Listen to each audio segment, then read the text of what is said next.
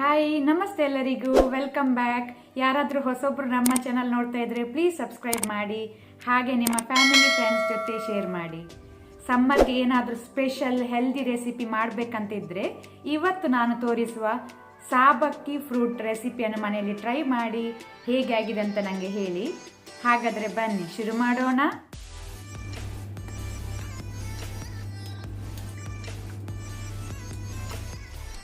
ಇಲ್ಲಿ ನಾನು ಅರ್ಧ ಕಪ್ಪು ಸಾಬಕ್ಕಿ ತಗೊಂಡಿದ್ದೇನೆ. ಇದಕ್ಕೆ ಸ್ವಲ್ಪ ವಾಟರ್ ನೀರು ಹಾಕಿ ಒಂದು 10 ಮಿನಿಟ್ಸ್ ನೆನೆಸಿಡುವ. 10 ಮಿನಿಟ್ ಇದನ್ನು ನೆನೆಸಿಡುವ, ಸೋಕ್ ಮಾಡುವ. ಇಲ್ಲಿ ನಾನು ಆಲ್ರೆಡಿ ನೀರು ಬಿಸಿಗಿಟ್ಟಿದ್ದೇನೆ, ನೀರು ಬಾಯ್ಲ್ ಆಗ್ತಾ ಉಂಟು. ಈಗ ನಾವು ನೆನೆಸಿಟ್ಟ ಸಾಬಕ್ಕಿಯನ್ನು ಹಾಕೋಣ. ನೀರು ತೆಗೆದು ಹಾಕೊಳ್ಳಿ. ಈಗ ನಾವು ಫ್ಲೇಮನ್ನು ಮೀಡಿಯಮಲ್ಲಿ ಇಟ್ಕೊಂಡು ಇದನ್ನು 8 ಮಿನಿಟ್ ನಾವು ಬೇಯಿಸುವ, ಕುಕ್ ಮಾಡುವ. ನಿಧಾನಕ್ಕೆ ಕಂಟಿನ್ಯೂಸ್ ಸ್ಟರ್ ಮಾಡ್ತಾ ಬೇಯಿಸಬೇಕು.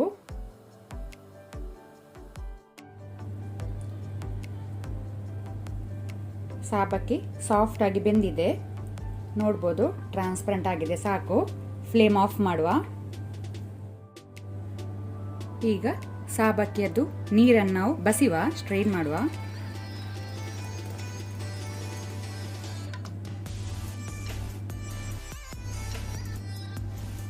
ಈಗ ಅದರ ಮೇಲೆ 1 ಲೋಟ ಥಂಡ ನೀರು ಹಾಕೋಣ, ಕೋಲ್ಡ್ ವಾಟರ್. ಹಾಗದು ಒಂದಕ್ಕೊಂದು ಅಂಟುವುದಿಲ್ಲ.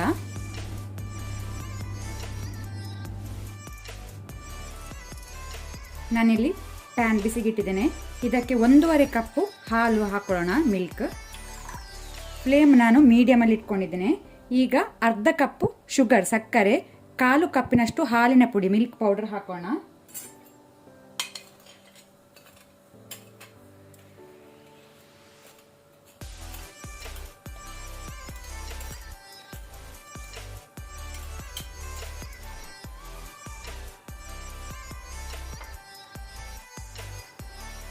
ಈಗ ಕಂಟಿನ್ಯೂಸ್ ಸ್ಟರ್ ಮಾಡ್ತಾ 8 ಮಿನಿಟ್ ಇದನ್ನು ನಾವು ಬಾಯ್ಲ್ ಮಾಡುವ, ಕುದಿ ಬರಲಿ.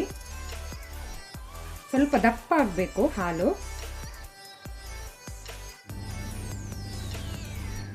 ಹಾಲು ಸ್ವಲ್ಪ ಗಟ್ಟಿಯಾಗಿದೆ, ಥಿಕ್ನೆಸ್ ಬಂದಿದೆ, ಸಾಕು.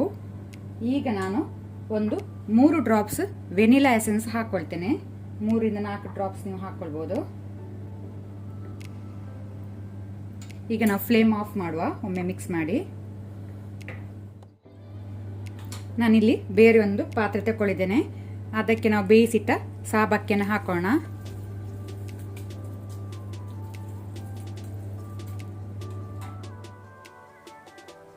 ಸೇಮ್ ಪಾತ್ರೆಗೆ ನಾವು ಬಾಯ್ಲ್ ಮಾಡಿದ ಹಾಲನ್ನು ಹಾಕೋಣ.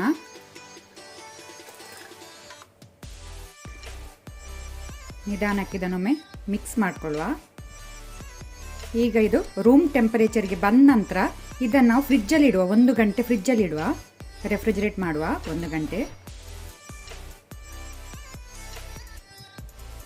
ಇಲ್ಲಿ ನೀವು ನೋಡ್ಬೋದು, ಸಾಬಕ್ಕಿ ಒಂದಕ್ಕೊಂದು ಅಂಟುಕೊಳ್ಳಿಲ್ಲ. ಫ್ರೂಟ್ಸ್ ನಿಮ್ಗೆ ಇಷ್ಟ ಬಂದದ್ದು ತಗೊಳ್ಬೋದು. ನಾನಿಲ್ಲಿ ಸ್ವಲ್ಪ ಆ್ಯಪಲ್, ದ್ರಾಕ್ಷ, ಗ್ರೀನ್ ಗ್ರೇಪ್ಸ್, ಆನಂತರ ಬ್ಲ್ಯಾಕ್ ಗ್ರೇಪ್ಸ್, ಕಪ್ಪು ದ್ರಾಕ್ಷ, ಸ್ವಲ್ಪ ಆಲ್ಮಂಡ್, ಬಾದಾಮ್, ಸ್ವಲ್ಪ ಟೂಟಿ ಫ್ರೂಟಿ, ಆನಂತರ ಸ್ವಲ್ಪ ಬಾಳೆಹಣ್ಣು, ಸ್ವಲ್ಪ ಪಿಸ್ತಾ ಸ್ಲೈಸಸ್ ತಗೊಂಡಿದ್ದೇನೆ. ಹಾಲು ಈಗ ಇಲ್ಲಿ ತಣ್ಣಗಾಗಿದೆ. ಈಗ ನಾವು ಎಲ್ಲ ಫ್ರೂಟ್ಸ್, ನಟ್ಸ್ ಅನ್ನೆಲ್ಲ ಹಾಕೊಳ್ಳುವ.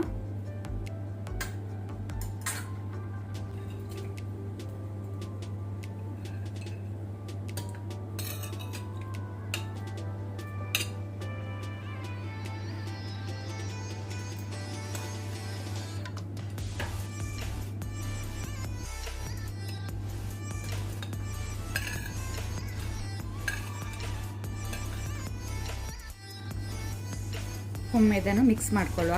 ನಮ್ಮ ಫ್ರೂಟ್ ಸಾಗು ರೆಡಿ ಆಗಿದೆ ಸರ್ವ್ ಮಾಡಲಿಕ್ಕೆ. ಇದು ತಣ್ಣ ನೀವು ಸರ್ವ್ ಮಾಡಿ.